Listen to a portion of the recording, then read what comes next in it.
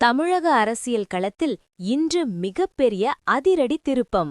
2026 சட்டமன்ற தேர்தலுக்காக அதிமுக மற்றும் பாமக கைகோர்த்துள்ளன. சென்னை பசுமை வழிச்சாலையில் உள்ள அதிமுக பொதுச் செயலாளர் எடப்பாடி பழனிசாமியின் இல்லத்தில் இந்த முக்கிய சந்திப்பு நடைபெற்றது. பாமக தலைவர் அன்புமணி ராமதாஸ் நேரில் சந்தித்து ஆலோசனையில் ஈடுபட்டார். கடந்த சில வாரங்களாகவே நீடித்து வந்த ஊகங்களுக்கு இன்று முற்றுப்புள்ளி வைக்கப்பட்டுள்ளது. இந்த சந்திப்பின் போது தொகுதி பங்கீடு மற்றும் தேர்தல் வியூகங்கள் குறித்து முதற்கட்டமாக விவாதிக்கப்பட்டதாக தெரிகிறது.